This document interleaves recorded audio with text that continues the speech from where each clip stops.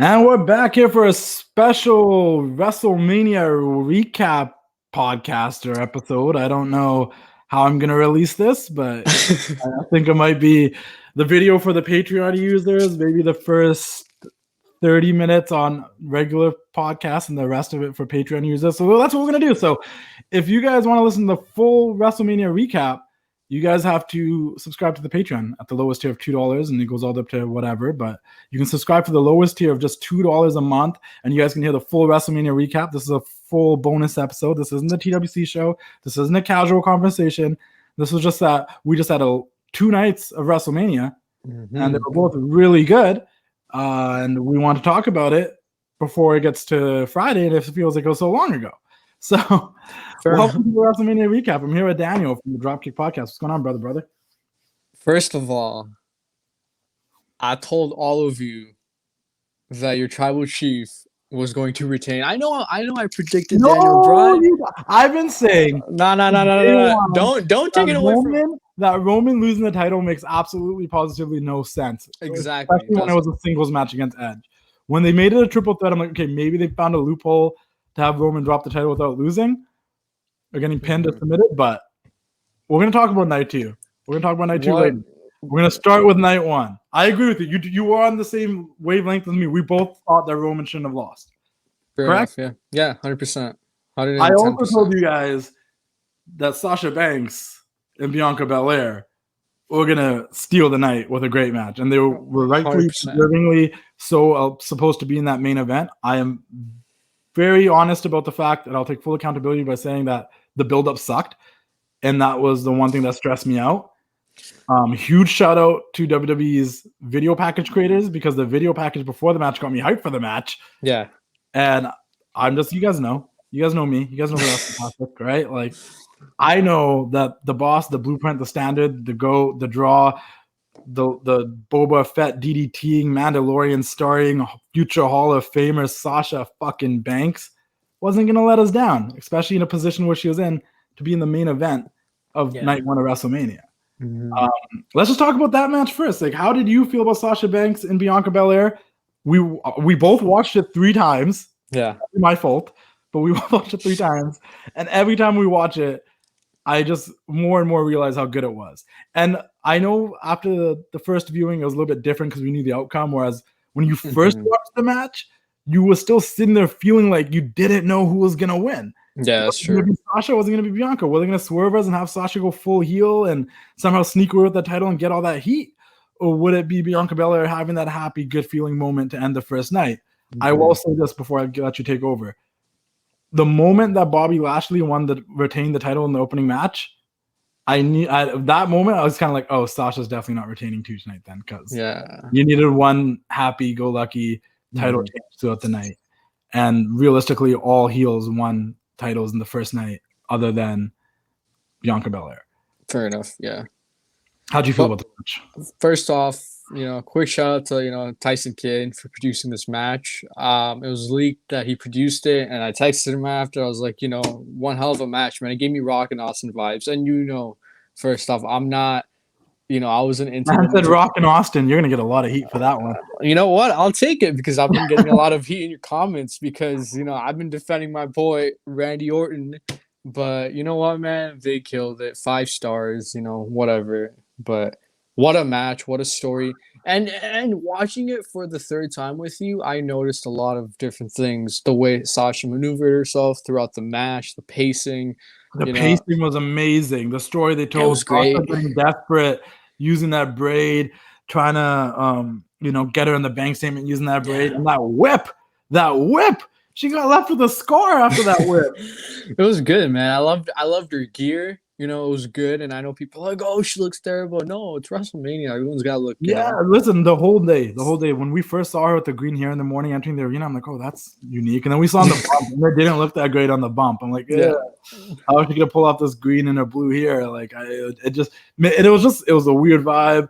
But I'm like, you know what? I feel like by the end of the night when she's in her gear and we see the full presentation, like, this is going to look sick. Yeah. And they did that backstage shot where they saw Sasha prepping backstage. Oh, and I was like, that was sick. Salsa Banks is back, baby. Like, I mean, smoking and shit. Absolutely. Shout out to whoever made her gear. If that was her husband, Sarah or whatever, like he killed it because that gear was pretty cool looking too. Let's make one cool action figure. And if you follow our Patreon, you might be able to get that action figure at a discounted price from Rain City Toys, who I'm collaborating with this Patreon account. Patreon.com/Wrestling Classic. Go ahead. It was good, man. It was a good WrestleMania. I mean, you know, we saw Hulk Hogan dressed as a pirate, you know, and how uncomfortable that was. Wait, I'm still not done talking about Sasha and Bianca. I'm done. I'm not done. See, listen, these women. It was hilarious that kind of hilarious, but I understand. But it just seemed just so blatant to go out there and say like, because you know earlier in the show when JBL was doing the panel and stuff, he's like, this isn't about women main eventing. This isn't about two black women main eventing. This is the fact that this is just two superstars that are getting the opportunity to main event this event for this championship. Like that's what he's trying to sell it as. And then the first call you had while Bianca and Sasha was standing there face to face, where Bianca started tearing up. Because let's be honest, Bianca's been on the roster for what, like not even a year. She's getting this huge opportunity, that big story, won the Rumble. Yeah. Now she's at WrestleMania winning the belt. Like this is sink or swim for Bianca. If she does not have a successful like top tier title reign, we might never see her on the top again because they're putting a lot of stock in her right now. And now the question is, can she deliver? Mm-hmm. That being said, the first thing that we heard was this is the first time two black women are main eventing WrestleMania, which is an amazing footnote to this larger story of this. This is just two major superstars of someone that's been around for a while now, has been around the block. Sasha Banks, she's accomplished. Honestly, she might not have had her WrestleMania moment yet. She might still have a 0-6 streak at WrestleMania. She might not be someone there that has might be at the level of like say a Charlotte Flair or whatnot in some people's eyes, but she's already a bona fide Hall of Famer. She's the Macho Man of this generation. The best way to put it, she gives everyone their best matches. That's what Randy Savage did, and she knows how to get over even when she loses. And exactly, I'm like, she figured out the Macho Man's method of madness. Savage versus Warrior is one of my favorite matches of all time. He put over Warrior hard as Warrior's best match. Savage lost. People were still talking about Savage. Ricky Steamboat, Macho Man and Savage is arguably the greatest match of all time to a lot of fans around the world. Of all time, Ricky Steamboat, Macho Man, Ricky Steamboat, Macho Man. Savage lost. Hogan at WrestleMania 5, Savage lost. He had the ability to have great matches with people, and whether he won or lost, that person got over, but he still got over for being so good. Exactly. And that's what Sasha Banks does.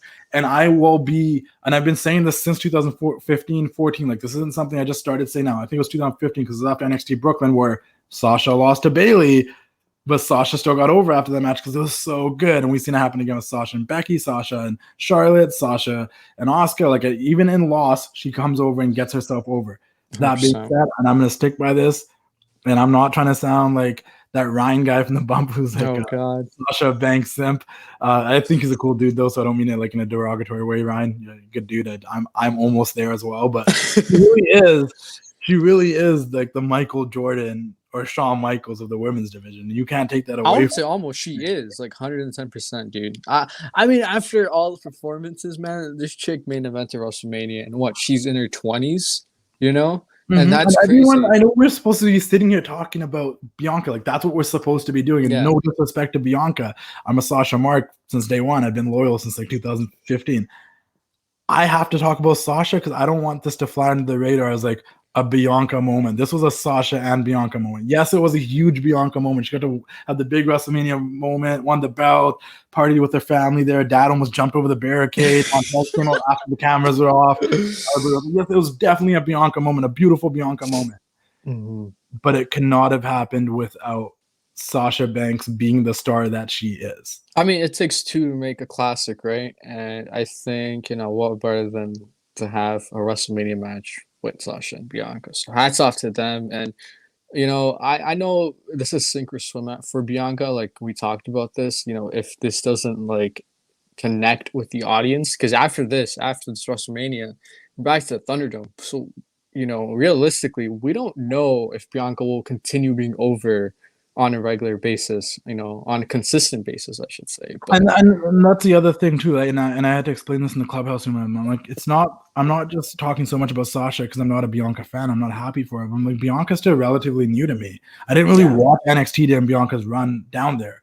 And the stuff I did see was like when she popped up around Survivor Series time when NXT invaded and she picked up Carmella and just tossed her in like that Survivor Series time. I've seen her in a couple of Battle Royals and Royal Rumbles. I've never like had a full on Bianca experience, you know, until this January moving forward. Like even when she first came to the main roster and was feuding with Bayley, like I was kind of like in the back of my head. It wasn't something that I was really focused on, you know? Yeah. So for me, like Bianca is still someone that's growing on me. She's not someone I'm fully invested in yet. But this WrestleMania match was that moment for me where I was like, oh, I'm on board with Bianca now because she came in there with Sasha Banks. And like you said, it takes two to tango. And these two gave us a great story and gave us a great match. Listen, I'm not going to be one of these people here that's just going to focus on the positives the entire time. You guys come to the TWC show. Look at the stuff to hear my honest opinions. Could the match have been a little bit better in terms of like maybe some more false finishes or maybe some like closer calls looking where Bianca would have tapped? It definitely could have, but I think it was kind of nice that it didn't because we've gotten really immune to WrestleMania matches having a shitload of false finishes. That's true. This one didn't really have those many. Like Bianca, Sasha put on like one or maybe one bank statement that was close to have it be. And I was talking to you about it. I was like, she never locked in a proper bank statement with the backstabber bank statement. And I was like, where was that? And you're like, it's better to protect the finisher and have the finisher always like be the main course. And I'm like, that makes sense. Like it's like one RKO to kill the Fiend, but you know it makes sense. I get it. No, but one downfall I have, or two, I should say, Sasha didn't come out to her old theme song. That really bothered me. That's not necessary. I thought she was going to too because the way they started, because usually they start push it all out the way, then it goes in the Snoop, but they played the actual theme. I was like, oh, what? Yeah, and also with Bianca, I wish, with WrestleMania always like ending, I wish she celebrated on the ramp with pyro. That was my other thing, because I was like, why does she have to like be in the ring? Like go out, celebrate, do your thing. But yeah, it was also cool. Shout out to Wrestling Post. I got that cool exclusive clip of like, obviously the WWE wasn't going to show it because it was a kayfabe moment that shouldn't have been shown. But Wrestling Post, aka Alex, who's on our Sasha Banks appreciation episode, you got that clip of Sasha at ringside smiling, being like genuinely happy for Bianca celebrating. Yeah. Like she got to be a part of that WrestleMania. That technically, even though she lost, was a WrestleMania moment. Like that was a WrestleMania moment. 110%. That was a great match, guys. If you haven't checked out, go check out Sasha vs. Bianca. Personally, maybe because I'm a Sasha mark, that was my favorite match of the night, of both nights. We're gonna get to the triple threat. That was an amazing match too. But Sasha and Bianca is low key just my favorite match of both. It was great because I love Edge. I love Roman. I'm a Daniel Bryan fan. I am a Seth Rollins fan, a Cesaro fan. I'm a AJ Styles fan. I'm a Randy Orton fan. But I don't know, Sasha's been like my person that I'm like fully behind throughout these past 5-6 years. That's never like, everyone else has either got boring to me at some point or it just wasn't clicking, or like Sasha hasn't, So I was happy about that. It was great to have fans back, to hear actual fan reactions. At last. They weathered through the storm and they had the show continue. They had delayed. Can we talk about the fact that they had to delay because of a storm? And we had the cool moment with Vince where we got the welcome to WrestleMania. And I'm not gonna lie, it kind of got me tearing up. I was like it got me emotional. I was like, that's cool, man. We haven't Vince was probably hyped that those fans back. You could tell on the face of the superstars when they're on the ramp, they were happy that the fans are back. Like Rhea Ripley was like really soaking in. You can tell it was cool on her face. Like it was a really cool moment. And it was great to have fans back and just have that atmosphere again, to be in an arena like that, a stadium like that. I know there's a bunch of cardboard cutouts and there's only 25,000 people, but it still felt like genuine reactions and so many familiar faces out there, like Vlad and the green shirt guy with the smiley face and the Brock Lesnar guy and a bunch of my friends I've met throughout the year who were somewhat a part of the industry. Like they were all just there, and it was just nice to have fans back. It's gonna be so weird to watch Raw tonight when they're back. Yeah, I don't know, but one thing I like to add to this was, they kind of delayed the show, and I understood why, but I have two things to say about it. So they had improv promos, and I thought that shit was fucking dope because this was really like a sink or swim moment for the gals and guys, because it really proved that who can cut a promo without a script and who can. Some people that stood out to me was Drew McIntyre. Like this guy was about to cry while cutting, and I was like, bro, this is what it's all about. You go out there WrestleMania with the fans, like that's it was cool. And another one was Kevin Owens, and I thought his was really fucking cool. And even McIntyre was some excitement on his face when he walked out there. He was excited. He was the first like legitimate entrance at WrestleMania in front of fans. And you could literally see like the emotion on his face because this is the dude that had to win the title in the Performance Center against Brock Lesnar and didn't get to have that moment. And even though he didn't beat Bobby Lashley, to have the opportunity and privilege to be the first entrance and walk out there like that and soak in the crowd reaction. We saw it throughout both shows. We saw Randy Orton feel it, get the goosebumps. We saw other people just kind of get emotional because there's actual fans there. Yeah.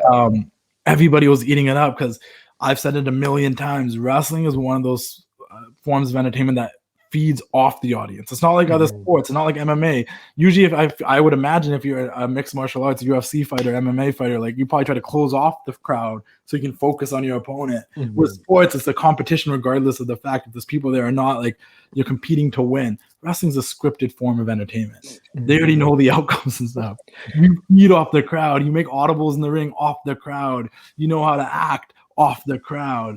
If you don't have that, it must have been so awkward for them this entire year. Yeah. And we've heard a lot of wrestlers talk about it. So this must have been like just to have people there again. It's like it was amazing. It was cool, man. Also, meaning shocking.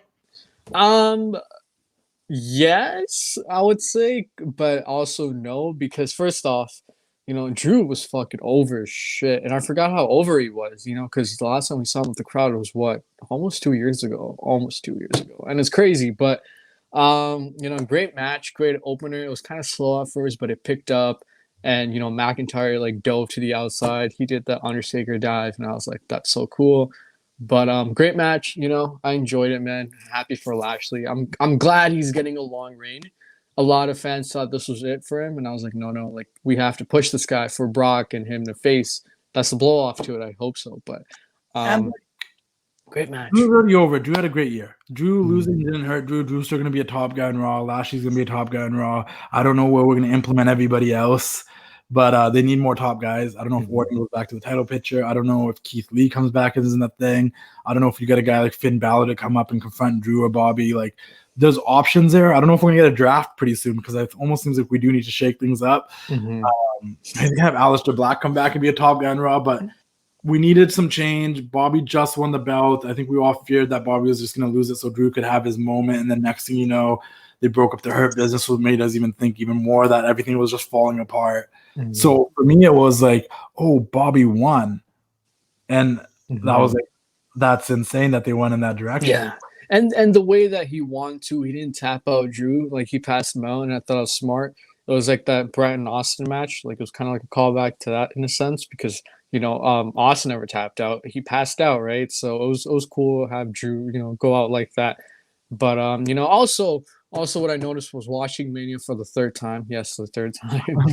The LED posters weren't there on night one, and I liked it so much better. We talked about this yesterday. I'm like, the fact because of the storm and stuff, obviously they made some altercations to the venue, and that meant they took off the LED posts, they took off the LED ring skirt thingies, and they had the regular ring skirt apron material, like fabric material aprons, and it gave that old school raw rough vibe. Like, look, the rest of the stadium is glamorous. It looks amazing.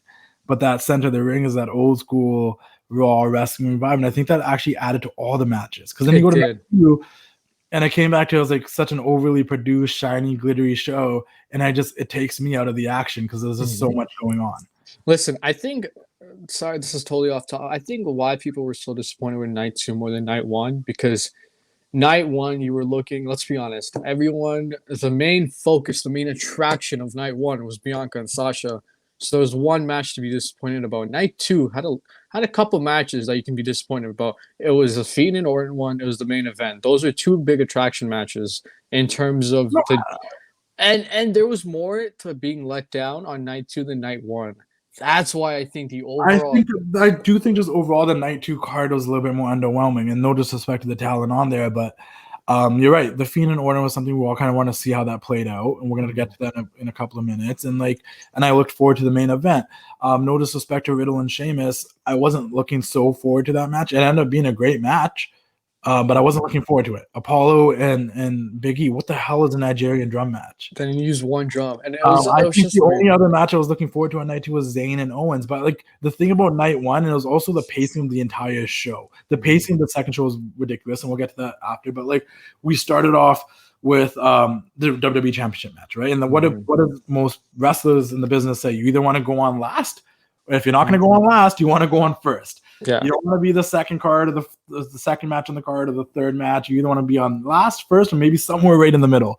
You never want to be like, because you want the fans fresh, or you want them there for the match they've been waiting for all night. Exactly. We started with that, and then we got a little bit of a break, to be honest. Like, I like the tag turmoil match, and let me tell you why.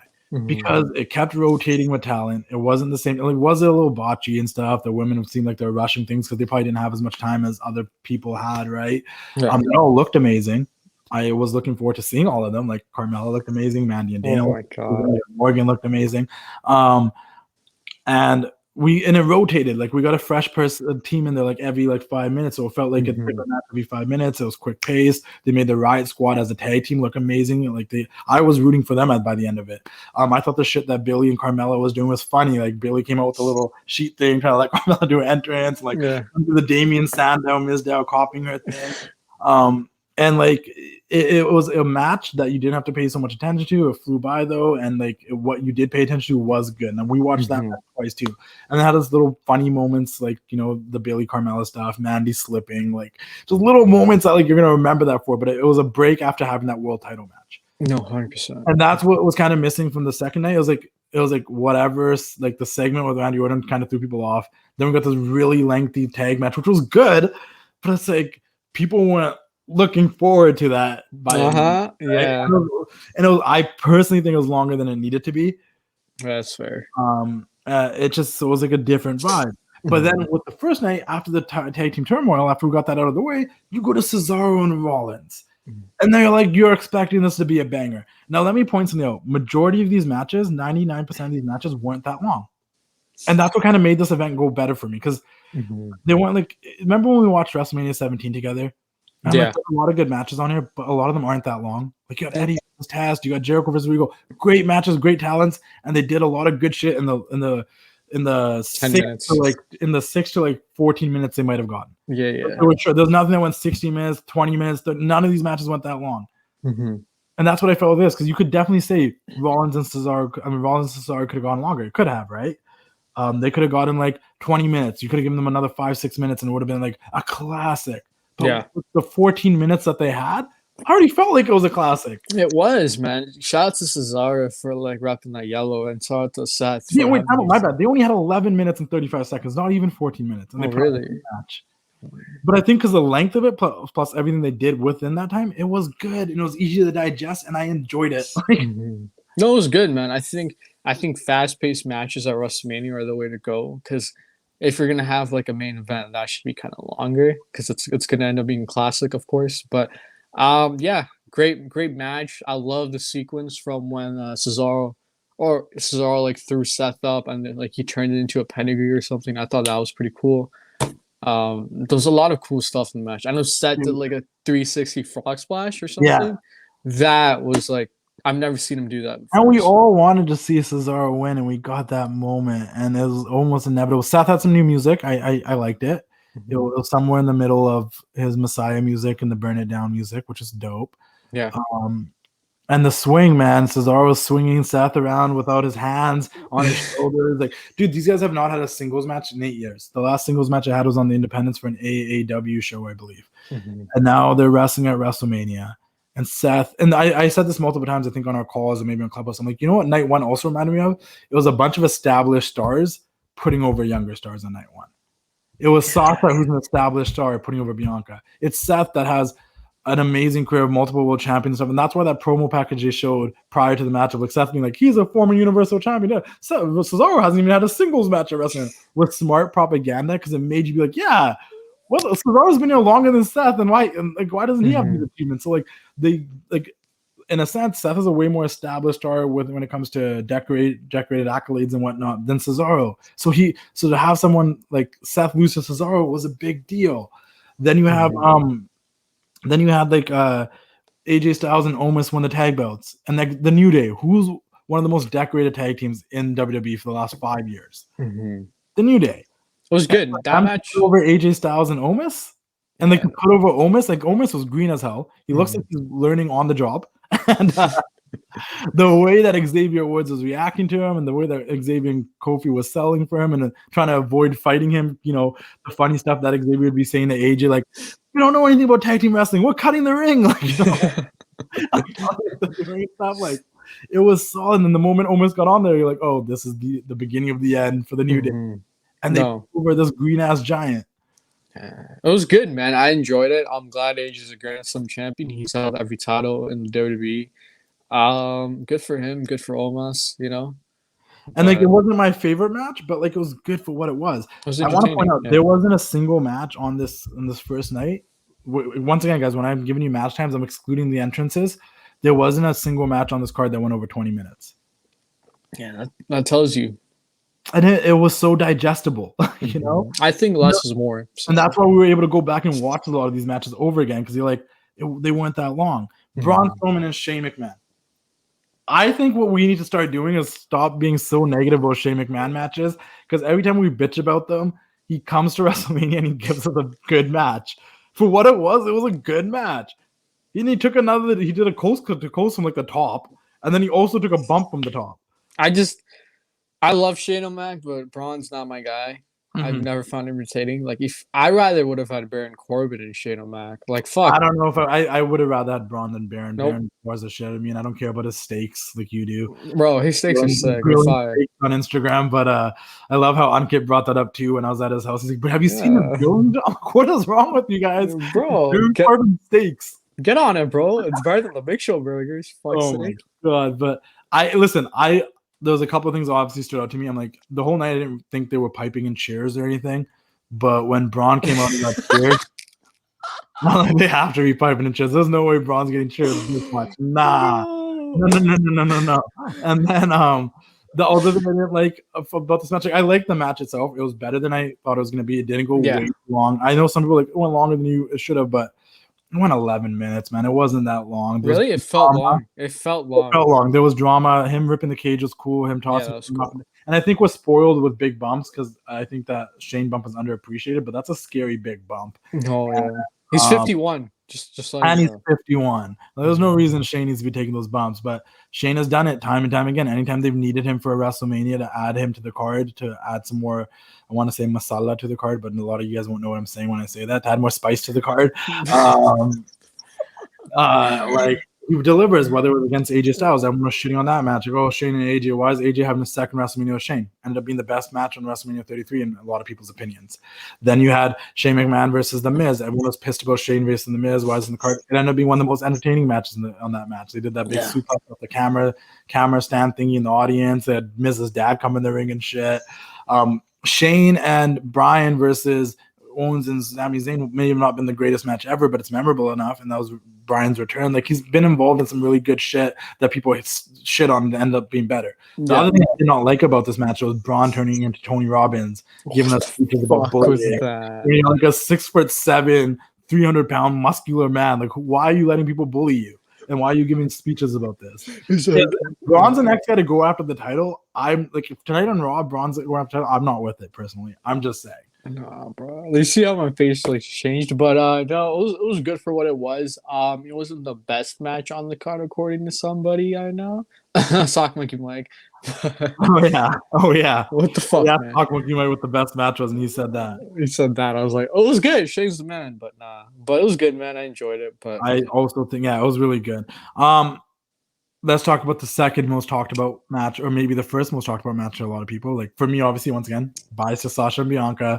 But Bad Bunny came and what a match. Probably one of the, for sure, definitely without a shadow of a doubt, I'm going to confirm this, and I'm going to stick by it right now, in the top 5 celebrity appearances in a wrestling match. I think he's the best. He might be number 1.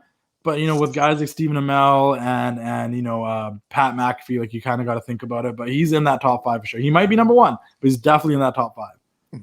And the fact that this man trained, the fact that he's been training for the last 3 months for this, the fact that he's a lifelong fan makes me more happy about it, because anytime a celebrity comes in and they're actually a fan of the business, you can tell the man was selling. He was selling headbutts. He was selling everything. And then he did some cool shit like a Canadian destroyer and a suplex. Man was doing a suplex. It was cool, man. It was cool. I would definitely have him as the number one celebrity guy because Pat McAfee, he used to play football, so he has the athletic experience in a sense. Bad Bunny's a rapper, so it's not his cup of tea, but it was good, man. And people don't give credit to Miz and Morrison for making Bad Bunny look like $1 million. They're so underappreciated as workers, because you have a guy like John Morrison who can pretty much do any style, and you have the Miz who just talks and talks, but he backs it up. He's so good at what he does, and I think when you put those together, you get money. And Bad Bunny was, he was the coal and he was the diamond, and it worked. It was great stuff. Yeah, and honestly, like I know if this was, and I remember a lot of people like, oh, Bad Bunny made Miz and Morrison look bad, and like that was weak that they made. I'm like, no, it didn't, because if you watched the match, if you actually watched the match, I don't know if it was their intention to make Damian Priest seem like a bigger deal, because at the end of the day, everyone was still just talking about Bad Bunny. But if you watch the match, the majority of the match was Miz and Morrison in control of Bad Bunny until he got that hot tag to Damian Priest. Yeah. And then the two of them just ran roughshod with dives and suplexes and working on both guys. It takes two to tango, man. And I don't want to be the guy that points out the obvious. No, but he hit that Canadian destroyer on Mr. Parkour, John Morrison, and you have to say like that was a big part of how that move looked perfect, because you got to give credit where credit's due. And John Morrison is the man. The Miz is the man. These guys told a great story, and I don't think at the end of the day they did not look bad at all. Bad Bunny's entrance, dope, bro, so sick. I love Bad Bunny now. I love his music and shit. It's good.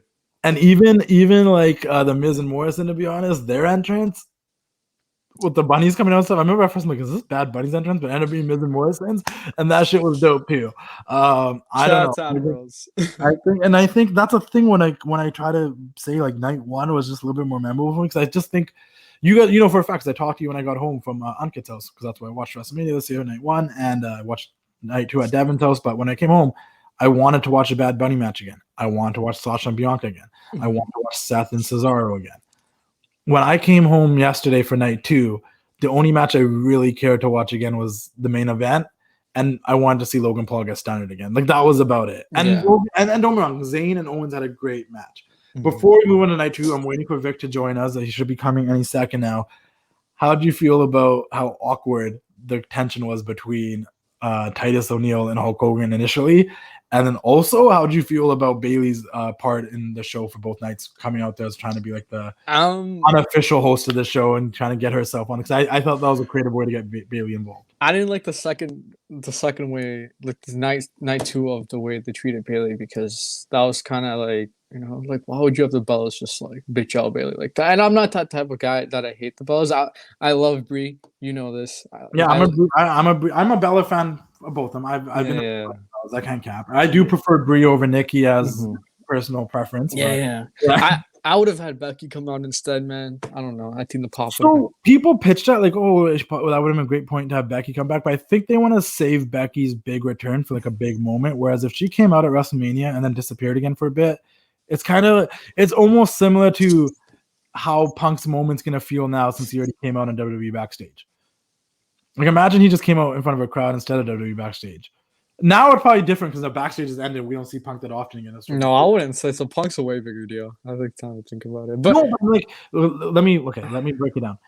Because Punk made his return to wrestling through WWE backstage, it's not going to be the same feeling as when he makes his return to wrestling, if he ever does. Does that make sense? Okay. Yeah, I guess. Like if Becky showed up at WrestleMania for that one segment with Bayley, Hogan, and Titus, it wouldn't feel as big. Like when she actually comes back, it won't feel that special, because like, oh, we just saw her a couple of months ago. That's what I say. So that's night two. Vic is here. I especially wanted Vic here for night two because going back to like January, we've had this argument about Edge and if Edge should win the world title. I bet money on this. I don't know. I don't want to be the guy to say I told you so, but I told you. And hey ho ho, the Universal Champion does not have to go. Let's start with that. So we're gonna talk about night two, guys. Night one, once again, recommendations: watch Cesaro and Seth, watch Sasha and Bianca, watch the Bad Bunny match. Honestly, watch all of night one because, like I said, me personally, I know Daniel doesn't feel the same way. I'm sure Vic doesn't feel the same way. I enjoyed night one just a little bit more than night two. I enjoyed both nights a lot, but night two just had some like low moments for me and it was kind of in the middle of the show. And let's talk about night two, and let's talk about the main event first. If you guys are not on Patreon, you probably won't get to hear this night two part, but if you are on Patreon, you do. But Vic, how did you feel about the main event? I think first things first, we can all agree, a really good match. Absolutely. I think Devin said it best. Regular original co-host of the TWC show. I watched it at his house, and he said it best because after the match, we were talking about certain spots in the match. And he's like, Justin, he's like, when you're sitting here and talking about spots of a match, like we're like, oh, remember that when that happened, or remember when they did the submission at the same time. It's like the fact that we're sitting here remembering the spots, like that's how you know it was a good match. Yeah. And it was a good match because we remember the spots, like that moment where Edge speared both Roman and Daniel Bryan, and Edge went for the pin, and then Bryan pulled the referee out of the ring. Like in the moment, just like I said with the Sasha Bianca match, it was different watching it in the moment because at the time we didn't know who was gonna win. Yeah. And in the moment of watching that happen in the triple threat, it was like, whoa, you know? So, yeah, it was good, man. No, Danny, I'll start with you. How did you feel about the match? Going into it, Daniel Bryan was acting like a dick, and I loved it. And you pointed it out the best. This guy had the biggest smirk on his face because, you know, when they're doing the announcements of who's in the match. Yeah, he snuck his way into a match he wasn't even supposed to be in. Because you didn't watch the match back with us last night, but I was like, it was so funny when I was sitting with Devin guys and they're doing that thing where they're introducing the participants of the match. Yeah. And I was sitting there at Devin's with Devin, his cousin, his brother, and other buddy, and I was like, I'm like, look how much of a slimy bastard Daniel Bryan is right now. Like, this slimy piece of shit knows he snuck his way into this main event, and he's portraying that on his face. And then I jokingly was like, he's probably sitting there thinking to himself, like, CM Punk could never. Like, snuck his way into two main events, and he's probably just like, CM Punk could never. And it was good, man. It was good for what it was. I thought Bryan was gonna win at one point, and I was like, I don't know if that's the right call because they kind of booed him when he was kicking Edge's ass, like his neck, right? And he was acting like a heel, and I was like, okay, like everybody in this match had heelish tactics, yeah. Also, like, you know, and to everyone's point, like to the fans being back, like Edge got the biggest pop. The fans are rightfully and properly booing Roman Reigns like they should. And Bryan was the one that everyone was still kind of. I was scared they wouldn't. Yeah. So I'm glad that they were booing. And I know we saw it in night one during the Vince segment when everyone was on the stage, but like to also just like hear the fans boo Roman Reigns finally, because the entire Roman Reigns heel turn, he's been in front of Thunderdome. So like to have fans genuinely boo Roman Reigns, and now finally, after all these years, he's actually allowed to embrace the boos and address him because he's a bad guy and he's supposed to get booed. I was like, John Cena would never. Like, this guy is fully turned heel, embrace the boos, and now when they're booing him, he can be like, F you guys. Yeah, boo me. I thought he would get cheered, dude. I thought he would get cheered too. Yeah. I think if it was a full crowd, obviously there've probably been some people from Europe and others, they always call Canada a bizarro world because we always cheer the heels and boo the baby faces. If they had the full audience that they could have when people come from around the world, I'm sure there would have been people cheering for Reigns. But because it was just that American crowd, and most of the people that went to this show are the ones that wanted this show to be so good that they were going to go off of what the expectations were, I feel like, which is a good. But Edge was the biggest. Watching the match, Edge was the favorite that people wanted to win in this match. It wasn't my favorite, but he was my favorite. So how do you feel about it, Vic? Well, first of all, the match was incredible. Definitely a lot of rewatchability. So like I really enjoyed it. Like you said, so many great spots, like when they both had him in the submission, the headbutts. When he speared them both, I thought he was going to win. I was so upset when he lost, but you know the deal, because everybody knows I'm an Edge head. Anybody who's heard me on the TWC show knows I'm a huge mark for Edge and how much I wanted him to win this match. And in the heat of the moment, I'm like, damn, that sucked. And I like Cena just as much as Edge, and I haven't felt this since WrestleMania 28, and I realized this is a good thing because I'm not upset at a booking decision. I'm actually upset at the story. Like, I'm upset at what happened, and I know it's a good thing, but man, I don't know. I really wanted Edge to win, but the circumstances are crazy too because it was 10 years to the day Edge retired. Mhm. It was Edge's that's first. what I'm saying. It would have been perfect. Like, there's It was no Edge's- recreating that, man. It was Edge's first WrestleMania back in front of a crowd. It was there was a lot going on there that was like Dude. Edge probably have this moment. And every time you mention something, like every time you say 10 years to the day, every time you say first WrestleMania in front of the crowd, I just pain, bro. Pain. But from day one when it was booked as a singles match, and we said this at the beginning of the show with Daniel because he tried to talk about the triple threat earlier, and I was like, wait, but I've been saying since day one of this match being booked as a singles match, like if it was Edge against anybody else as champion, if Daniel Bryan was champion right now and it was Edge versus Daniel Bryan in the main event, I think I would have been more okay with Edge winning the belt to have that moment, finish his comeback story. Mhm. But Roman Reigns had been so hot from the summer to now since he returned after taking time off to now that like him losing to Edge just doesn't make sense because I get so much that. momentum. But then I thought like when they added Bryan, Daniel Bryan, and if you ask me, like Daniel Bryan added so much to this match and made me more excited for the match because it became more unpredictable because now I was okay with Roman losing as long as he didn't pin or get tapped, and two, like Daniel Bryan's slimy ass just made the feud just because he pissed off Edge for even getting himself in the match. Then he put on Roman because Roman, like low-key, if you like, he tapped out to Bryan like a month ago after the bell rang or whatever, and the ref was out. Like there was this thing like, oh wait, Bryan could potentially beat Roman too, and I was like, yeah, it added so much to the match that I became okay with either Bryan or Edge winning the title, and I even came to terms with the fact that it's probably better if Roman loses the title for a bit because he can win it back later. Yeah, that's what I wanted. I was kind of okay with that. I wanted Edge to win. I would be fine with him pinning Roman, but I realized it's smarter if he pins Bryan. So I'm like, Edge can pin Bryan. Roman could even win it back the pay-per-view after. I'd be like, just give him this moment, bro. My concern now is Edge wins it a month later or something, and I don't want that. I don't think Edge. Honestly, part of me, here's the thing, and I know I've seen people going back and forth on the double pin towards the end. I understand it made Roman look like a beast, but at the same time, they were okay with him tapping out to Bryan. And you've said it yourself. He's being portrayed as an insecure bully. I'm not all for the double pin, personally. I am. That was his cocky ass. I'm the triple chief. I'm the tribal chief. I'm the head of the table. I'm both these suckers.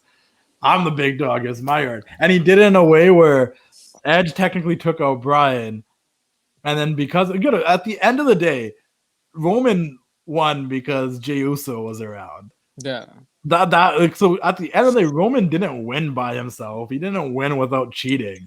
But he's gonna walk and act like he did win without cheating because he's Roman Reigns. He's at the table, and we're gonna ignore me tapping out. Edge. We're gonna ignore me cheating. We're gonna ignore me almost losing to Kevin Owens 2 times. We're just gonna keep rolling like I'm the big guy here. Don't worry about Jay. Don't worry about me tapping. Don't worry about being handcuffed for 10 seconds. We're just gonna roll with the fact that I'm the big dog around here. And to the people, the funny thing is, people that were saying Edge was pinning Bryan, if you look at the pictures, Edge's shoulders were down and Bryan's shoulders are down. Yeah, they both got pinned. The way that he laid Edge over him, Edge's shoulders are on the mat. If all 4 shoulders on the mat, because you can't win if your shoulders on the mat too. Yeah, of course. That's been a rule for years. Well, that's what I'm saying. Edge's cop out can be that I had Roman beat 1-2, then Bryan pulled me out. That's the only cop out I can think of. What the cop was Jey Uso? What the fuck? They could do a triple threat rematch saying Jey Uso's banned from ringside or something. That'd be cool. Yeah. That's the cop. Jey Uso was a different maker from the beginning, and I'm so dumb. I didn't even think of that. Like when Jay started attacking Edge guys at the start, I'm like, oh yeah, and I was explaining to Daniel, I'm like, I forgot that all triple threat matches are no DQ just by rule, because if one person in the triple threat match does something to DQ themselves, who wins? Nobody. Because you can't disqualify one guy and then both other guys win. Like that's why there's no DQs in triple threat matches. Obviously, make some rules like that person gets eliminated if they DQ themselves. But technically, there isn't any DQs in triple threat matches. There isn't no count outs because you can't count out one guy and the other. Like it doesn't work. That being said, I don't know why it never crossed my mind that Jey Uso is just going to make this even harder for Bryan and Edge. And That was good. It was a classic, I'm really excited for SmackDown. I am. I really am. And I'm intrigued to see what happens. Do we go into another triple threat? Do we get Edge feuding with either Bryan and Jey Uso now? Because he's obviously going to be pissed about Bryan, and he's also going to be pissed at Jey. Edge is just going to be flat out pissed at this point. Like, Yeah. I think he's going to lose his mind. Bryan's going to be this tweener, I'm a good guy, but I don't give a fuck type of baby face. And Roman's going to be this, I told you I was going to win the entire time, even though he cheated and barely got out of that match with the belt. But he's going to act like, oh, no, I told you. They're dreamers. I'm the guy. I was going to win the entire time. And probably give Jey no credit for helping him still because, Probably. See, like, we're talking about this, and I know it's so good, but it's just hurting me on the inside because I wanted Edge to win so bad. Did you think about us when Edge lost? Were you like, fuck it, I'm going to hear some shit from Justin? No, I wasn't thinking about you guys at first. One of my buddies tried to call me right away, though. Were you crying? He used to console you? No, I didn't answer. He was just trying to call me. Did I check one of the other? You couldn't answer the phone. No, dude. Listen, I understand I'm big of an Edge fan. Like, dude, listen. Look, my girl lost too. Okay, my girl lost too. That's true. We did both take L's in the I came to terms with it before the event. Dude, I wear a Sasha pants, Sasha jacket, Wally Mania limited edition Sasha shirt, and I said I'm okay with this match going either way. I tweeted it out. Devin gave me so much shit about it. He's like, why are you lying to the people? Like, you obviously don't care if this match goes either way. Sasha. And I'm like, listen, I know I'm rooting for Sasha. He's like, bro, that's like rooting like your favorite sports team to make it to the end of the playoffs, but you're saying you're okay with it going either way. I'm like, no, it's not, because wrestling is scripted. And basically what this is Sasha Banks has terminal cancer. She's going to die whether I want or not, because they're putting Bianca over, and I've just come to terms with it. Okay. Like, no, I think your buddy's right. It was different because there was still like an inch of hope that. Yeah, I genuinely thought he was. But I was almost guaranteed that she was gonna lose. So I genuinely thought Edge was gonna win. You never came to terms with the fact that I told you for months Edge is not gonna win, but you can never come to terms with it. Because I actually thought he was gonna win. And then when they added Bryan, I'm like, okay, now he's definitely gonna win. I thought it was actually, you know what, like in guys like Daniel, a lot of people thought that Bryan was gonna win. He was one of my picks. I was like, it's gonna be Bryan or Roman, but I bet money on Roman. I didn't see Bryan because I thought Bryan winning would kind of do a disservice to the first like triple threat match he won at WrestleMania. Yeah. But just imagine the show ending with Bryan sneaking in with the title as like the top heel. Now, like, he screwed over the tribal chief and Edge's return story. Like, what a dick. Because when I saw Bryan enter, just from his entrance, standing in the corner during the introductions, I'm like, this slimy bastard.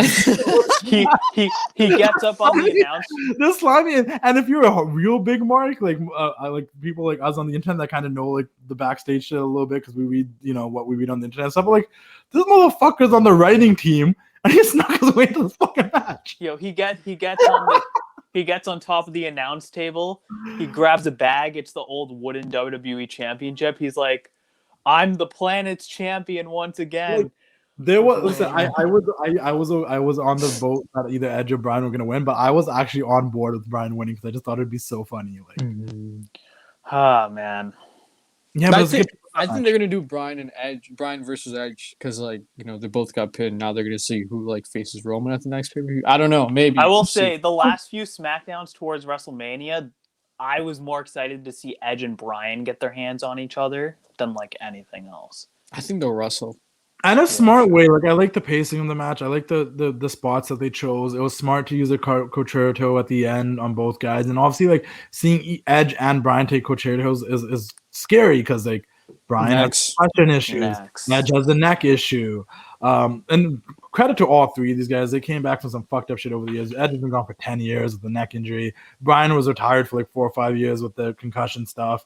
Bryan selling after the concerto. I was saying to Daniel yesterday, the whole fact is the entire time, even though the camera was even off him, he was still doing the shaking his leg thing, man was having an aneurysm or something, a tremendous selling. And then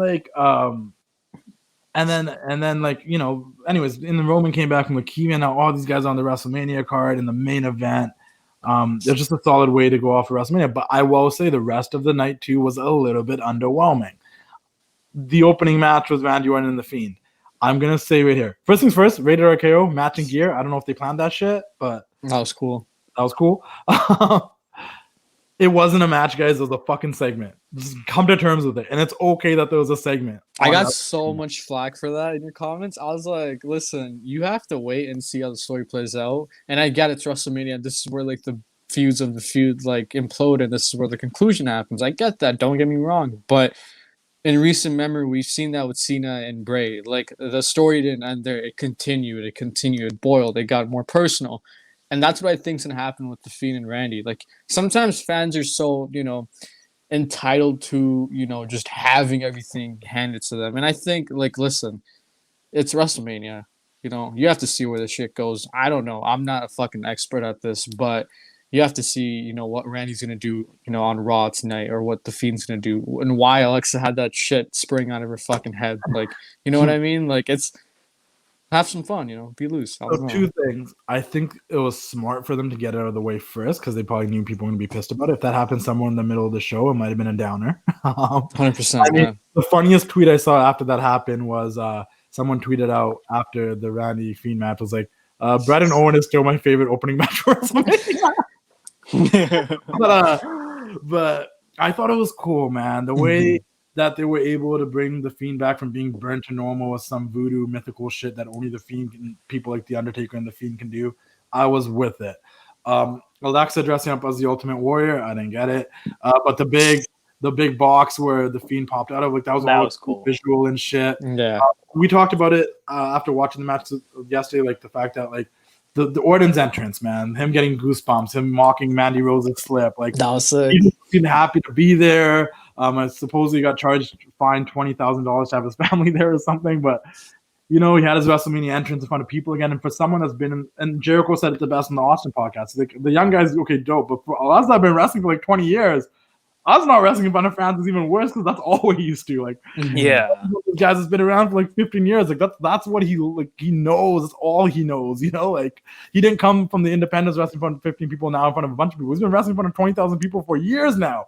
So like, he felt that and shit. And it was a short match. I agreed that it was a segment, and I'm okay that it was a segment. I'm a character storyline guy anyways, and there's two ways to do it. You can start a feud at WrestleMania, like I'm pretty sure they did with Sasha and Bianca. I don't think that's over yet, but they started it. And you can continue a feud like they did with Orton, guys. The one thing first things first, I do think the whole thing that happened is that, and you guys can tell me if I'm wrong, Sister Abigail has taken over Alexa Bliss's body now. Yeah, I would say so. Maybe. Yeah. Bray tweeted a picture about it or something. So, like, Sister Abigail is now coming back, but it's coming through. It's possessed Alexa Bliss's body. Yeah, she's becoming too powerful. Yeah. And to your point, Daniel, you said it multiple times yesterday. I think it was you, or maybe it was Devin, that it's just them further establishing that Alexa Bliss is the Fiend's biggest weakness.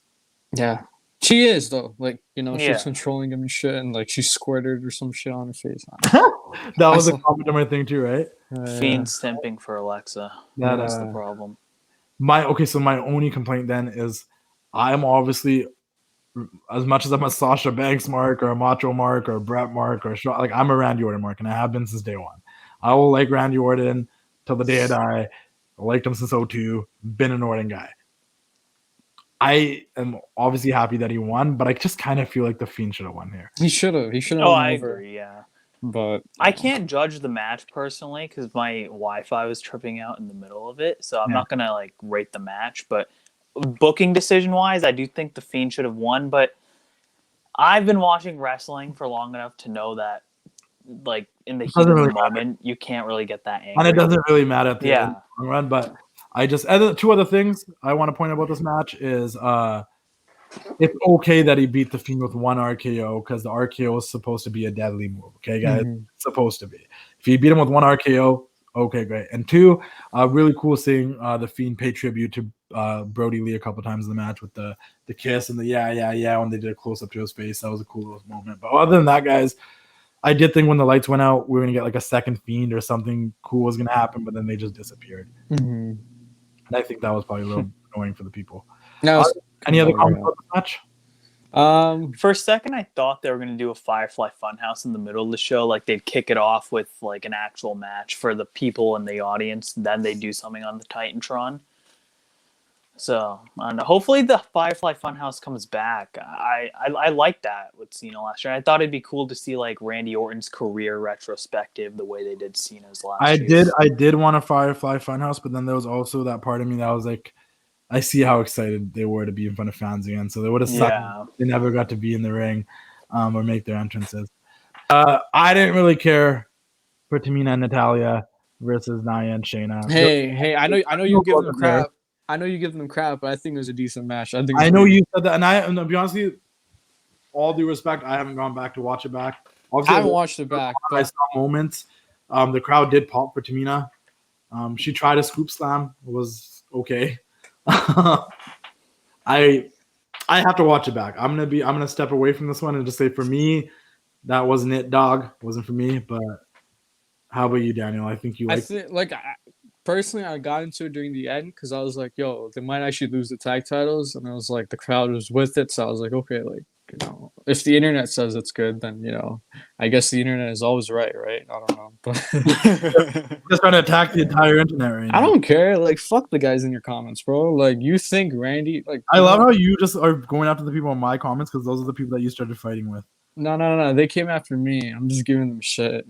But it was good, man. I don't care what the internet says. You know, good for Natty, good for Tamina. They got their I don't think it was bad at all. I don't think it was like it went on too long. That's my only thing. And it also kind of pissed me off that they didn't win. What was the point of having them win the turmoil if they wasn't going to win? We already won forward the match. For me, it was a decent match, but I just feel like I didn't care enough about it. So, like, I wasn't invested in it. It was the second longest match on night 2. How long? It felt long. The longest being the main event. That's crazy. Why did this match get more time than Rhea and Asuka? Apollo and Big E flew fucking by, and let me tell you why. It was only 6 minutes and 50 seconds.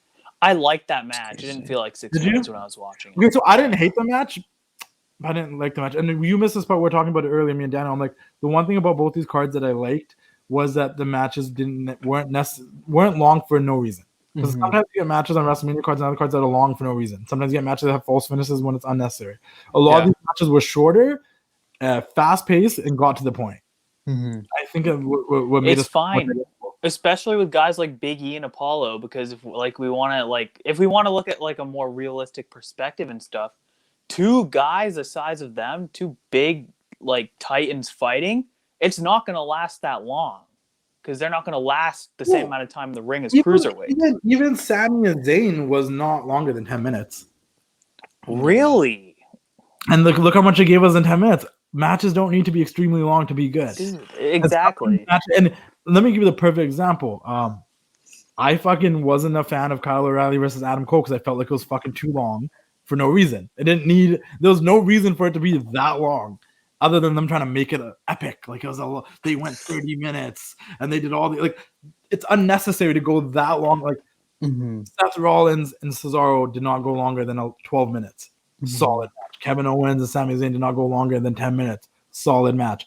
Apollo and Big E didn't go longer than 10 minutes. They didn't even go longer than 7 minutes. Solid match. Sheamus and Matt Riddle was only 11 minutes. Solid match. That might have been my favorite match besides the main event, to be honest. Sheamus and Matt Riddle.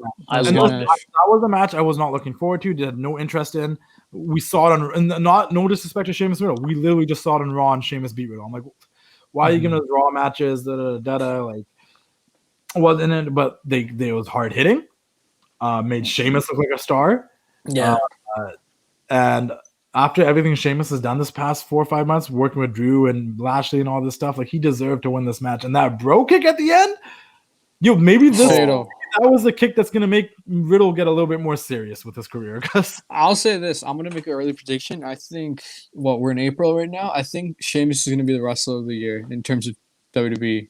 Because this guy's on a hot streak. He's in the prime of his career right now. He's putting on bangers every Monday night in the fucking Thunderdome, so, props to him. Someone that's been giving us bangers consistently thus far, and I can't. It's Because a lot of Jey Uso stuff was the end of last year. It's Brian gonna hasn't been be Sheamus. You heard it here. But I popped when he came out with his 2012 gear. I know you don't get it because you were never that guy. You told me yesterday and you sent me a picture. Yeah, but you weren't. No, you I know. was scared when he came out with his 2012 gear. I thought he was Why? gonna like squash Matt Riddle like he did to Daniel Bryan. Oh, All we needed was Because he wore that at WrestleMania 28. Monster head, na na na, even That's good. And Yeah, also, he needs that theme song back. also, it was cool to see RVD and Great Khali doing that segment, like the rolling paper stuff. That was Yo, hilarious. did you guys know when RVD plugged his rolling paper? My buddy Samit sent me a screenshot. He's like, "Yo, this guy's website crashed." No. And I went to it, and it was like you couldn't reach his website. His website crashed. Like people got hyped over this rolling paper. Crazy. Good for him. I love like this is so because obviously like we talked to RVD recently. We talked about the comparison with him and Matt Riddle and the characters, which I kind of want to talk to him again and be like, so how do you feel like they're booking him now? Like they are trying to book him like you guys are similar, right? I mean, tweet at him, you know. But like the fact that they had the stoner segment because of the two stoners per se, and then they promoted rolling paper, and just the fact that they tried to make it seem like a great like Rob Van Dam understood Punjabi, like he understood. Yeah, what's the hell?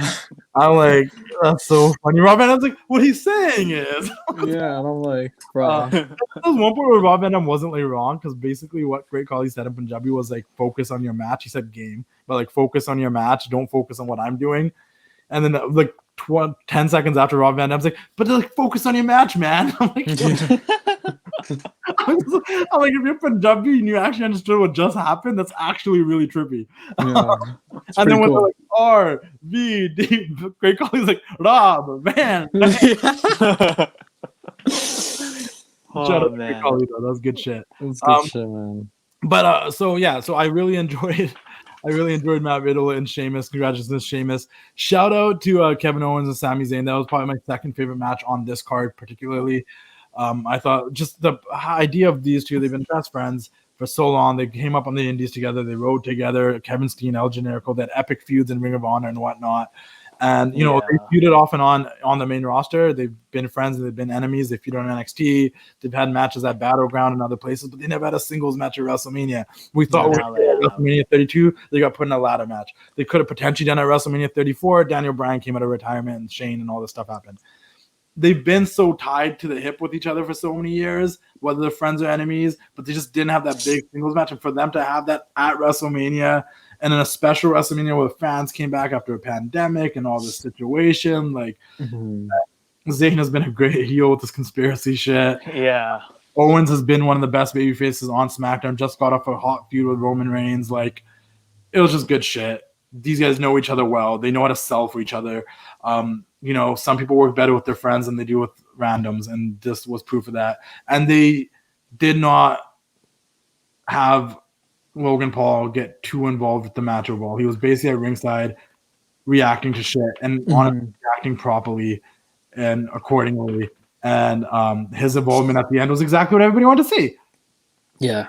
Yes, Hunter. This guy tried to jump on the bandwagon. He raised Kevin Owens' arm, and Owens was like, what this motherfucker just touched me? The crowd got them to cheer because everybody, no matter what Logan Paul did, he was going to be a heel to the wrestling fan base. And he ate that stunner. Some people loved the sell. They thought it was dope. Some people hated the sell and thought it was like not. I thought it was hilarious. I thought it was good, yeah. I thought it was good for what it was. Owens did his thing, hugged his family after, hugged Vladimir, the super fan, and kicked to the back. And for me, I just thought it was solid. And I just thought, in a sense, like Owens and Zayn teared the house down. And to follow a really long, boring tag match, in my opinion, and a segment between Orton and The Fiend, like that was the first good match of the night.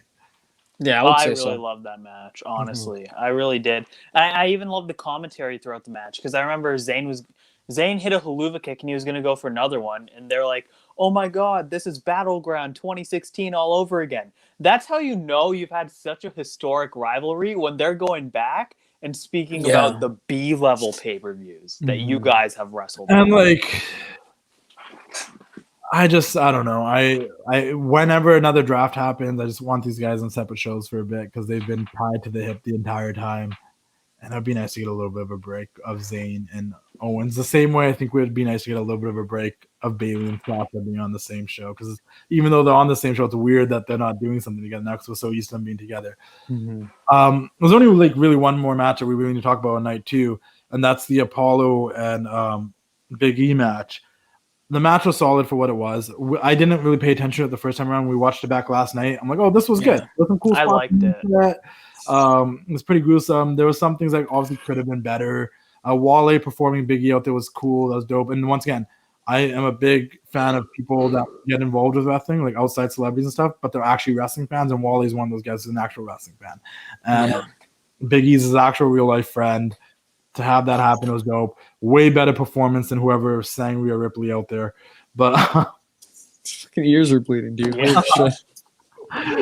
Solid match. Dabakato. We're not going to call him Dabakato no more.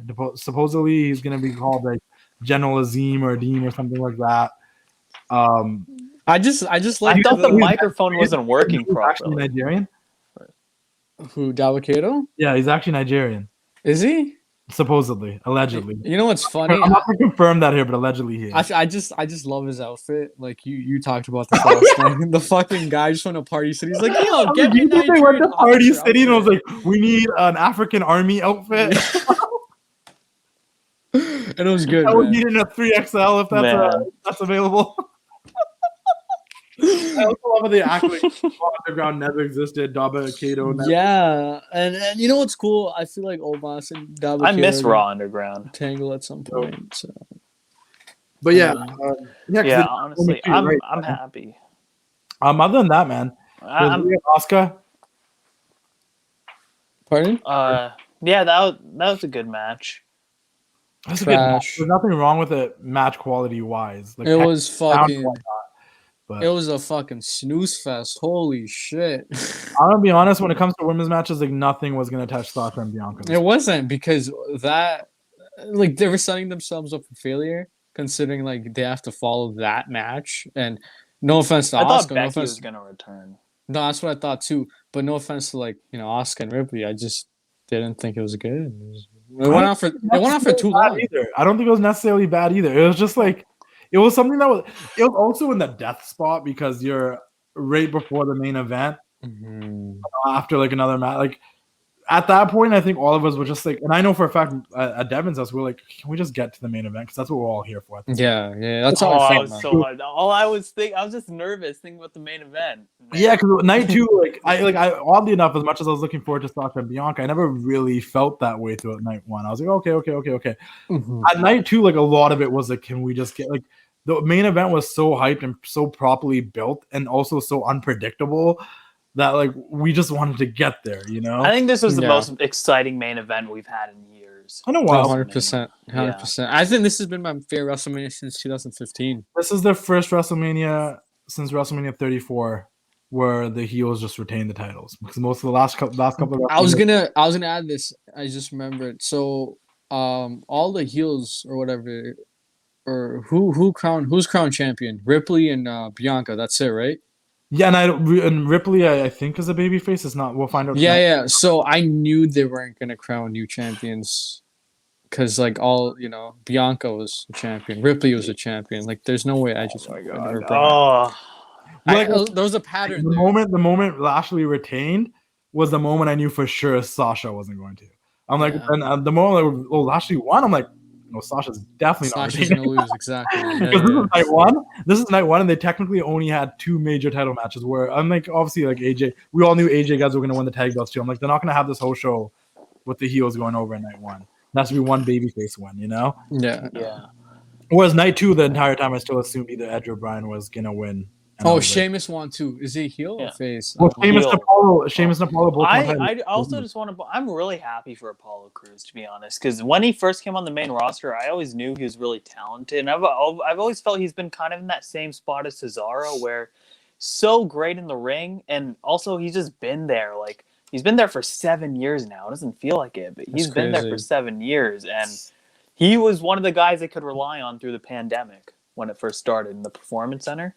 And this was also the first time I kind of like when Big E came out and he was wearing the whole food for Tampa or feeding Tampa, the whole charity thing that he was representing on his gear and stuff. Like, I'm like, yo, this is the first time like he came out his music at Wale performing. I'm like, yo, he doesn't feel like a New Day guy.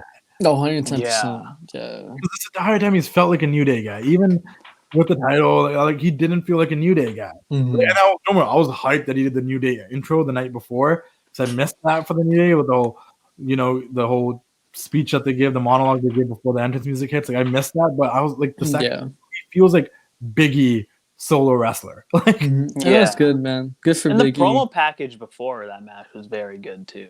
Yeah. And but takeaways other than that, other takeaways I have like, please let's calm down. I don't know how much money they gave them, but please, these Snicker commercials in the middle of the main event. Oh my god! I didn't realize them that much in the Sasha Bianca main event because I think they did it at like a better moment during the main event, but in the Edge Roman Bryan one, like I think I was so much into that match. I'm like, why are we doing a Snickers commercial in the middle of this match or in the middle of the entrance? Like, and also what we talked about earlier, like I do strongly believe less is more, and the fact that night one suffered because of the rain and the storm, and that we didn't have the LED ring posts, we didn't have the LED ring aprons and stuff, and it just seemed like more raw and uncut. Like when Sasha pulled Bianca into the post and stuff, it seemed like it hurt more because it wasn't that LED pole. And then we had all the LED bullshit, and it felt overly produced again, and it kind of took away the feeling and atmosphere for me because I'm like, this looks like this overproduced modern day WWE where night one, because it felt old school. Like everything else around it looked overproduced.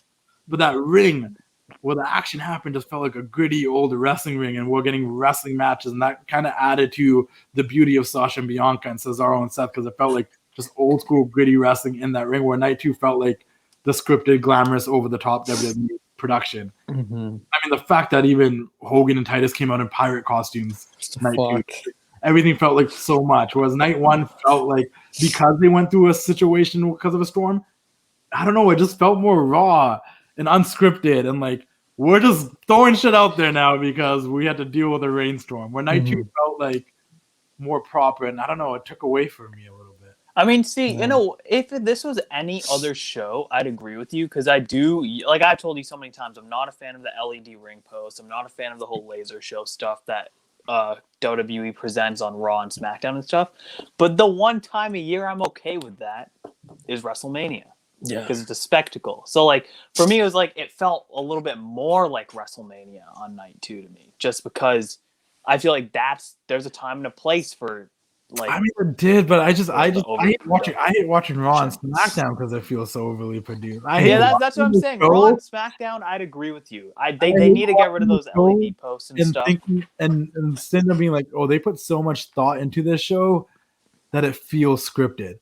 Mm-hmm. Well, I that's why I still like Dynamite because it doesn't feel scripted because it's so raw and gritty. Like, I love that's one thing I love about Dynamite, dude. Everyone's just doing whatever the fuck they want because that's just what they do. That's what I'm saying. Even if Dynamite produces like not the best show that week, just the presentation, like the black ropes, the metal ring posts, like the smoky dark vibe of the. But even Daniel was saying it, and that's the thing too. Like without the ring post and shit, because there was a rainstorm and stuff. When the pyro and shit was going off, it still felt that smoky feeling. Like after Bianca's entrance, it still felt like there was this aura of like goodness in the world. Like they're staring at each other. Whereas the second night, it was all glamorous and lit, and it didn't feel that same way. And I just, as an old school nearly 30-year-old fan, like that's what I remembered. Like that grittiness of professional wrestling. And I think Punk said it some ways, like I missed that, like where it felt like this, like we get it in New Japan still, where it's like that main event, and you can still see the smoke glooming around it. There's this like the biggest stars of that moment are the superstars in the ring, Bianca and Sasha. It's not the lights and the presentation. It was Sasha and Bianca were the biggest. Cesaro and Seth were the biggest stars. Well, the second night, you had Bryan Edge guys in there, but then it was like lights and production and more lights, and it was just too much, as an old school fan. Also, the night one thing, what Daniel touched on earlier, they had to delay time. And everyone had to cut promos, and they had to cut these unscripted promos. I don't know if you guys are following Vince McMahon Googling on Twitter. It's one of my favorite Twitter pages. Fucking hilarious. That whole tweet about like, that whole tweet where it was like, oh, Vince, because the whole thing about the account, it's parody on Vince McMahon, what he would be Googling at times. And one of the things that he was saying that Vince would be doing, how the hell are these guys cutting great scripts or something like that? And I'm like, that's so because like they were. Kevin Owens pretty much sold me on his match the night before with that promo. Dude, The emotion in Drew's eyes because he thought he might not get that moment in front of fans. That was real. And these are unscripted promos, and it was good shit. And even that, I don't make that the kickoff. Let these guys go unscripted on kickoffs. Yeah. That built up the rest of the show for me. That got me excited for night 2 and night 1. I'm like, yo, this is a cool little let's cut promos before the WrestleMania event actually starts. That whole Vince segment was dope. I don't know. Overall, it's a great show. I'm not going to talk about what I think is going to happen next. We're going to watch Raw tonight. I'm going to save that for the TWC show. Who does Rhea go up next? What happens next with Bianca and Sasha? What happens next? We talked a little bit about what happens next with Edge guys and stuff, but we're going to dive into that a lot deeper on this week's TWC show. Also, obviously, we'll talk about Dynamite this week. But other than that, WrestleMania is in the books, and I enjoyed the shit out of it. I think all three of us would have a different opinion. I've said it once, and I'll say it again because I've watched the match back 3 times already. Probably will watch it a 4th time. My favorite match of the 2 nights was Sasha and Bianca for my own reasons. Obviously, I'm a huge Sasha mark. We'll start with you, Daniel. What was your favorite match overall now?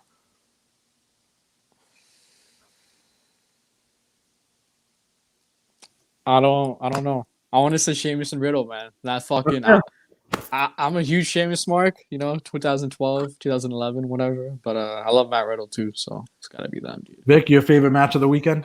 Oh, see, it's tough.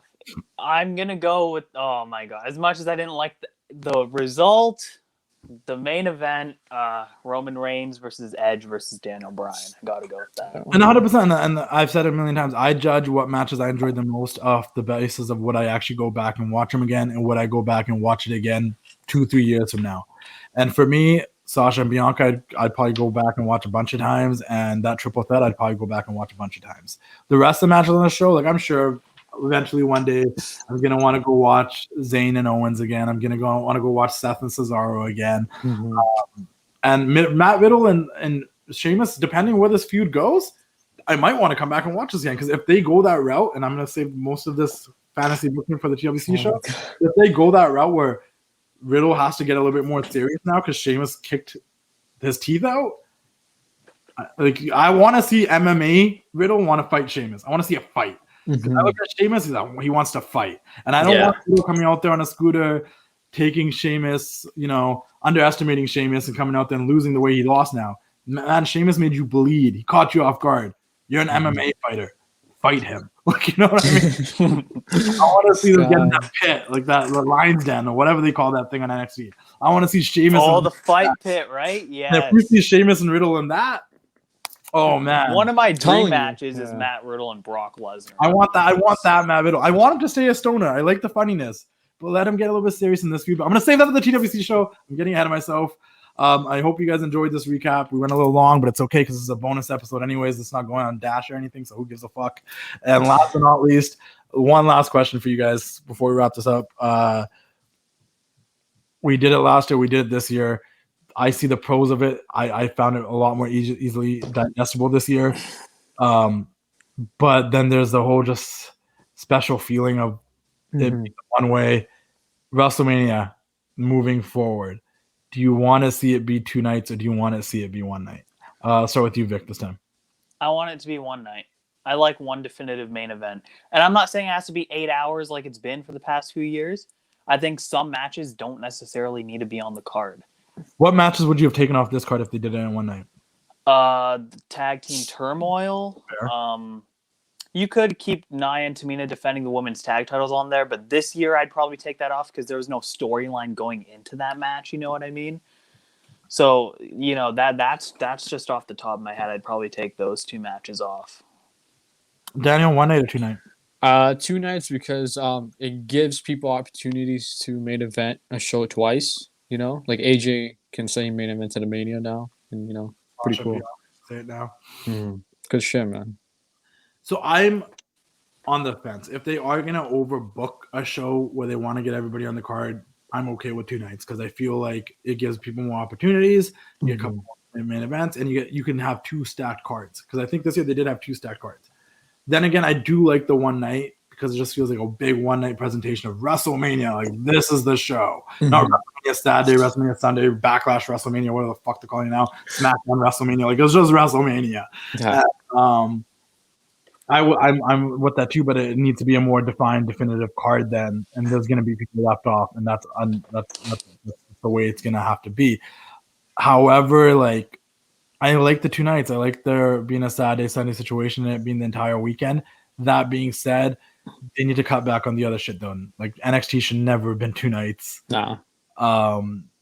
NXT Hall of Fame, 2 nights of WrestleMania. Like that's it. Like the fact that it was 2 nights of NXT, 2 nights, one night of almost 2 Hall of Fames in one, and like it was just too much. If you do 2 nights of one NXT, that's it. But otherwise, I don't know. I'm on the fence because I like the 2 nights. I see the benefits of it, and I've enjoyed it this year more than I did last year because of fans and shit. But yeah, I don't know. One night's also like just the nostalgia of it being one night and just and it just makes the main event feel prestigious. Like I get what the main Daniel's event saying, like feels two people get to know. okay. I thought that too, but then I was like, no, I was still really looking forward to the main event night too. Oh no, I look forward to both main events like equally. Don't get me wrong. It's just when Daniel's right. It gives more people the opportunity to main event, but at the same time, it's like the prestige of like you are main eventing the biggest show of the year. Yeah. Like I feel like that should be once. I don't know. I don't know. I was okay with it. I don't know. I think in Dallas I wouldn't want that to happen because I was gonna say that AT&T Stadium. And I know how difficult it is to get everyone in that stadium and how difficult it is to get everyone to leave. It would be a pain in the ass if it was 2 nights. But I don't know. Let's see what happens. There's so much more I want to talk about right now. Like, where does Roman go from here and all that? But we're going to keep up the TLC show this week. Guys, if you're on the Patreon, you got to listen to the full show. And you got to hear all of our opinions and all of that stuff. So thank you for that. If you're on Apple Podcasts and Spotify, you get to listen to the first 30 minutes. Make sure you guys sign up to the Patreon to listen to the rest of the show, the full entire recap. Obviously, we'll touch base on some of the stuff on the TFC show, but mostly it's going to be what happened with the fallout on Raw and all that stuff. And other than that, man, make sure you guys follow the Dropkick Podcast on Instagram and Spotify and Apple Podcasts and YouTube, and follow Daniel at Daniel M8 at Instagram, and follow Wrestling with Awareness on YouTube and Spotify and Apple Podcasts and all those places, and also follow Vikram at Vikram_Prasher. You guys know where to find me. I've had a banner at the bottom of this entire time. If you were watching this, and if you're just listening, Wrestling Classic, TWC Worldwide _ TWCshop.com, Patreon.com/Wrestling Classic. We just did a giveaway for a Hulk Hogan figure, Hollywood Hogan figure. We'll be doing more giveaways and stuff like that as well. If you subscribe to the Patreon, as low as $2, guys, as low as $2. If you're in Canada, $3, you guys subscribe to the Patreon. It does a lot to support me. WrestleMania is in the books. Usually around this time of the year, I'm drained from wrestling. I don't want to watch wrestling. I'm tired. I need like a 3-week break, but I almost feel like they should take a month off after WrestleMania and come back. You'll even get excited about it. You're like, oh shit, everyone's coming back. Let's see where these storylines fall out, because everybody a break. But the show must go on. There's Raw tonight, and we're gonna keep doing the thing, man. Yeah. Other than that, guys, thanks for tuning in, man. Ooh, yeah, dig it. It's good. Good as Baron Corbin steak spread. Guess what? Edge lost. Fuck you, bro. Pain. I told you so. Edge lost. The Triple Chief is still on top. Edge Long is the live man. Roman Reigns. No, Fuck Daniel who jumped on the Fuck Daniel who jumped on the Roman Reigns bandwagon. What do you mean? Edge so many years. better than Samoan Vikram Edge. that wanted the senior No matter citizen to what win you the belt. say. Edge is the man. Roman He's still the Reigns man. is still the reigning, defending Universal Champion. Pain. And Edge's comeback story, Edge Cinderella is the story, best. is over. And the fact that I'm still recording just makes this funnier because this is gonna jump on the show. Because Edge lost, Daniel Bryan lost. Edge is. You made that edit with our faces on it, and Daniel was Daniel Bryan, and Vikram was Edge, and you put me on the Tribal Chief. It made sense. You know why? Because I win, you lose. Woo! Chill. Roman Reigns is still our reigning defender. Nah, bro. Pain. Champion. There was no pain. There was only gain. Because the Tribal Chief reigns supreme. Acknowledge him, please. Acknowledge me. We are all in this together. Ooh.